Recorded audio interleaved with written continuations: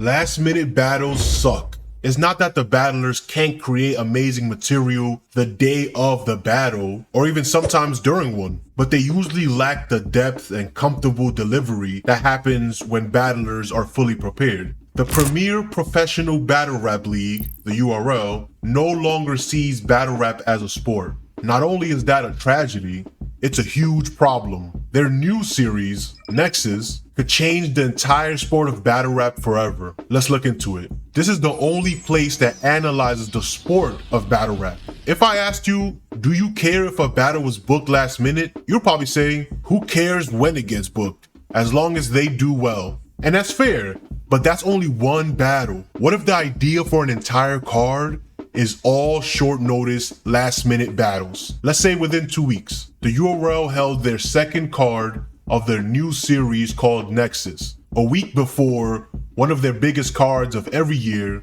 Summer Madness. Some would say it's madness to even try that. But after their first Nexus card, about a month ago now, battlers who performed wasted no time running to Twitter to express the relief they felt and how proud of themselves they were for what exactly? Being able to battle within a week. What's the perfect time to prep for a battle? Some say 6 weeks, some say 3 months, but nobody says under a week. If they don't have time to prepare, is that the best way to get the best battles, to get the best out of the battlers? But it doesn't seem to be a problem for the battlers. As A-Ward would tweet out, shout out to all y'all that battled today on a week's notice. Great work. On a week's notice. Now, A-Ward is one of the premier offensive freestylers in battle rap history. A lot of people freestyle, but only a few people use it effectively. When Charlie Clips or Geechee Gotti freestyles, is on defense. They're on their heels. They're grasping at straws, trying to find something to keep them from completely choking in that round. They're just trying not to stay silent. A-Ward freestyles to attack. When he's freestyling, it's a forward action. It's not defensive. So A-Ward could do the 1 week battles, but is that good for battle rap as a sport? JC, who was on the card, will respond to A-Ward saying, they don't know the half, bro. As in, it should be some type of badge of honor. But last minute battles with last minute prep is never gonna deliver a classic performance. It's gonna be cool bars here and there, but nothing everlasting. No great battle in history has ever been booked within 1 week. You might get some good battles, some good performances, but truly lasting great battles? Never. Pro level battle rap is about approach more than it's about heavy punchlines. The higher tiered battle rappers don't even do all of the punchlines because how they approach the battles is more important. Landing their ideas, landing their concepts is way more important. JC will continue, if I showed y'all the day this was officially booked, y'all would have thought this was unfair. I'm the Reaper though. We already back on the plane headed home, on to the next fight. Within a week.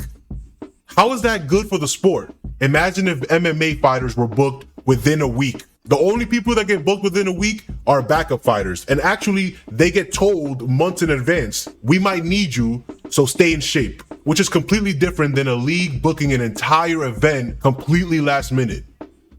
Why? What is the reason for that? How is that helpful? Who does that benefit? You put out some microwave product, people forget about it in a week. Not even. What type of business model is that? If you have the answer, please let me know in the comment section, because it doesn't make sense and it seems like the URL is just winging it. They have no plan for the year. All they know is sometime in the year they're gonna do a Gnome and sometime in the year they're gonna do a Summer Madness. It seems like they're just making up the schedule as it goes. No sport can ever run that way. Not sustainably. That type of mismanagement and disorganization is probably why Caffeine is completely defunct. They had a high budget that was wasted on crappy battles that were booked last minute for high amounts. So of course they're gonna choke. And now all you're left with is a bunch of battles that have no replay value. If the URL is planning to sell their catalog, what is it really worth if you could barely even get through these battles one time, let alone any other time? JC battled Eunice during the Nexus event, and Eunice tweets, man, I'll say it, we really put on in less than 2 weeks. Is this a badge of honor? It may feel good at the moment, but But if all your battles are these microwave who cares battles, how could you ever build a fan base that will support you and your brand? Or do you not care about that? You could just not care about that, and that's fine, but that doesn't make any sense. Why would you not care about what's actually gonna get you paid? Kid Chaos battled Real Deal on that card, and he would tweet out, another solid performance, 5 days notice, and still handled business. How can you guarantee good events if you're gonna book battlers in 1 week? Then after Nexus 2, some did the same thing, like Av, who said he only had a week and a half to prepare. Even though when we asked him about it, he also said, quote, it was only his battle, which obviously isn't true. All or most of the battles booked on Nexus are booked last minute. Why be ashamed of that? We actually think he's looking at it the wrong way. Isn't that something we should congratulate? Getting the call and then having to write, edit, and memorize 3 rounds, and then to deliver a good performance within 2 weeks? That's amazing. In real terms, let's be clear. This is not a case of the battler stepping up to fill in for someone else. If a battler is asked to fill in for someone who canceled last minute, that's a different story. Like John Adon stepping up to battle Sirius Jones when Averb got cold feet the week of the battle. We covered that story in the video right here. That type of work is and should be appreciated, respected, and applauded. But for what's supposed to be the biggest pro battle rap league in the world, booking random matchups within 2 weeks, that can't be the best way to ensure quality. Is it? It could be. But if the battlers don't even have time to tell people they're battling, then what is it for? If the cards that aren't Summer Madness or Gnome are gonna just be thrown together last minute, that's part of the reason people think the sport can grow and is actively dying. But could Nexus be a good thing? When have short prep battles ever been a good thing? You guessed it, tournaments. In 2019, the URL signed away their live rights of their events to a Twitch competitor called Caffeine. Those quotes are doing some heavy lifting there. The rise but eventual crash of that website will be his own video. But Caffeine partnered with the URL with a reported marketing budget of $150 million. The idea was the URL continues to host events, but instead of pay-per-views, it would be streamed live and for free on the Caffeine app and website, and the footage stayed with the URL for their app and website.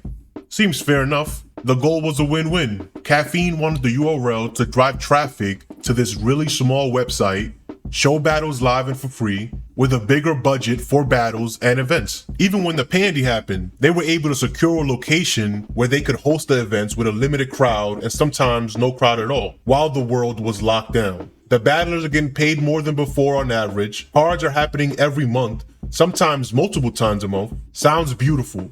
What could possibly be wrong with the mass production of battles? The URL no longer saw battle rap as a sport, but as a theater commodity, like a show they could just throw together last minute. What the actual matchups were started to become less and less important. There was a specific effort to remove the competitive element from battle rap that actually made stars.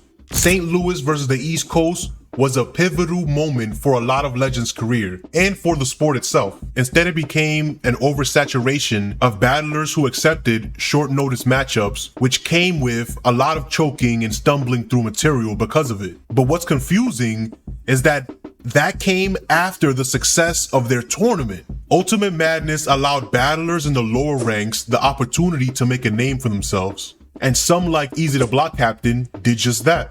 And he lost in the finals, which then became the beginning of a historic winning streak.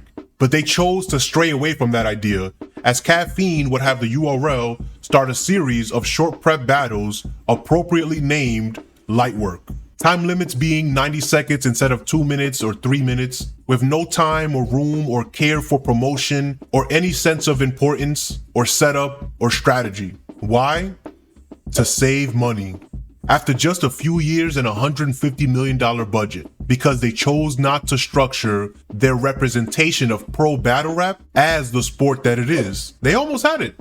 But there's hope now that Caffeine collapsed, which sounds messed up to say, but it's the circle of life, because the URL can now live stream events directly on their app. They're even starting to use YouTube more to reach a wider audience besides those who already have the app. Smack talked about wanting to have at least one event a month. which by itself is a giant goal without a major sponsor. But what if there was a way to make the battles matter and keep the people engaged and informed on the new talent, all the talent? Tournaments leading up to major events is the way to make every pro battle important. Judging means official wins and losses and an overall solid structure of how you're presenting the sport of pro battle rap to the general public and potential advertisers. Every single great writer in the world, no matter what they do for a living, needs to know that pro battle rap is the arena to prove yourself. So Nexus could be a great idea if they first changed the name to literally anything else and then treated the monthly cards as a combined season. A structure similar to what King of the Dot had. Y'all are cool now, right? Time to call them up and ask how they judge the judges so the entire system is constantly being worked on while the battlers have something to work towards. Maybe even work together,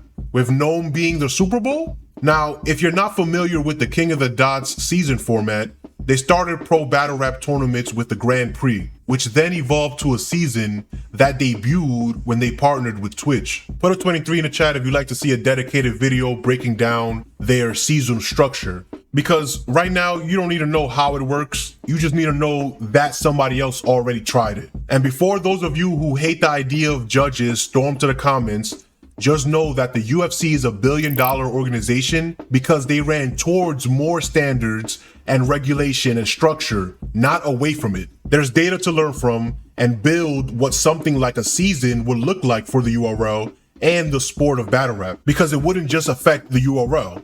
There are tons of independent platforms that exist today across the country and around the world. Communication and structure between everyone, or as many platforms that pass a certain criteria of talent, experience, scale, etc., will make sure people aren't double booked or separate events happening at the same time. There's not that many events happening throughout the year that they need to overlap without communication.